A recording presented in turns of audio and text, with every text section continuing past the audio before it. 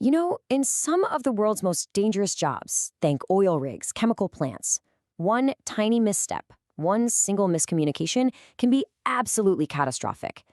Today, we're going to break down the system designed to prevent exactly that, the permit-to-work system. And trust me, it's not just paperwork, it's a lifeline. Let's get into it. So to really get why these systems are so critical, we're not going to start with some dry definition. No, we're going to start with a disaster. Let's take a look at what happens when a supposedly routine job in a high-stakes environment goes terribly, terribly wrong.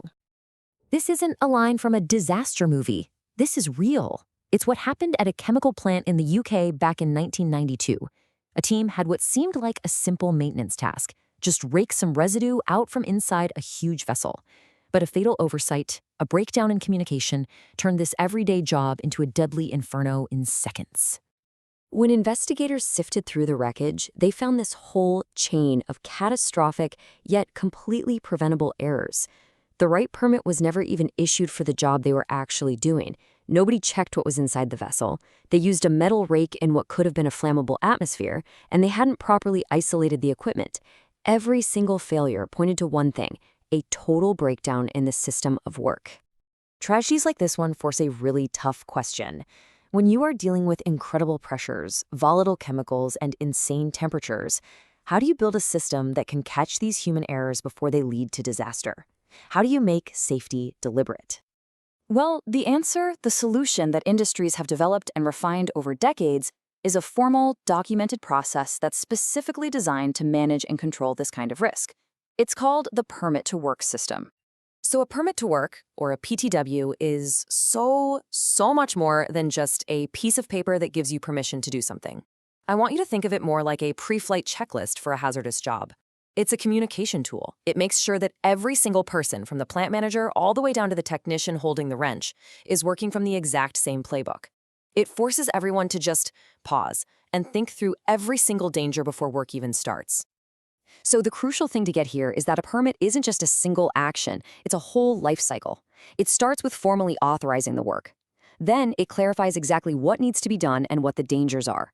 It specifies the precise precautions needed, like shutting off certain valves or killing the power.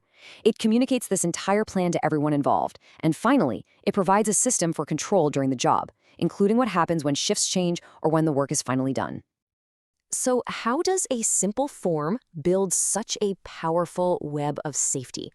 Well, let's actually break down the anatomy of a permit to see what makes it tick. A proper permit is incredibly detailed, as it should be. It's got a unique number so you can track it, it specifies the exact location and piece of equipment, and it describes the work in plain, simple terms.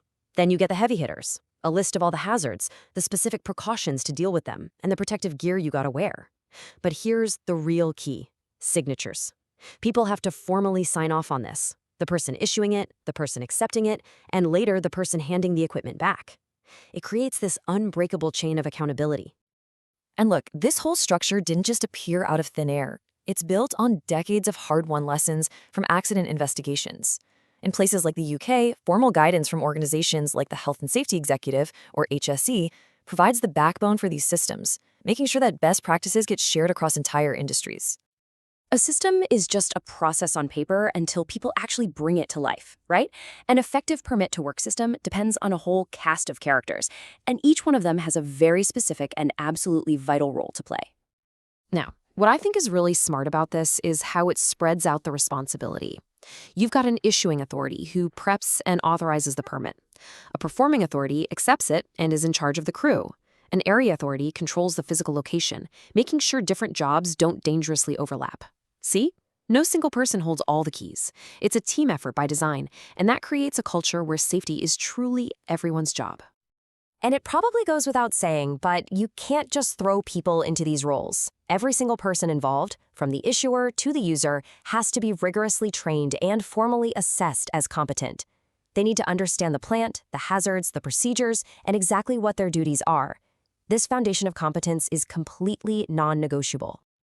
Okay, let's bring all this together now and see what happens when this shield fails, using one of the most sobering examples in industrial history. This quote comes from the official inquiry into the Piper Alpha disaster in 1988. On this massive oil platform, one work crew had removed a critical pressure safety valve from a pump for maintenance. They had a permit for it, but then the shift changed. The paperwork wasn't clear, the handover was sloppy, and the incoming shift had no idea that valve was missing. So what did they do? They started up the backup pump, which was connected to the very same pipework. Highly flammable gas shot out at immense pressure right from the opening where that safety valve should have been. It found an ignition source. The explosions and fires that followed destroyed the platform. The human cost of that breakdown in communication was 167 lives. It's still one of the world's deadliest offshore oil disasters. And this just lays it all out, doesn't it? The difference is night and day.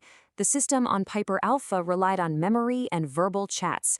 A robust PTW system replaces all of that with documented, formal procedures. It replaces assumptions with actual on-site checks. It replaces a lack of cross-referencing with systems that manage how different jobs interact. It's all about removing ambiguity and doubt at every single step where a fatal mistake could be made. But it is so important to remember this final point. The permit is a tool. It's a guide. It's not some magic charm. Safety is ultimately achieved by the competent people preparing the site, supervising the job, and carrying out the work. The permit is just their shared script, making sure everyone performs their part correctly to create a safe outcome. So we end right back where we started. To an outsider, a permit-to-work system might look like tedious bureaucracy, just a bunch of red tape. But for the people on the front lines, it's a shield. It's a communication system, forged from tragedy and designed to make sure that everyone goes home safe at the end of their shift. The question isn't whether it's worth the effort, but how we can keep making it better to prevent the next disaster.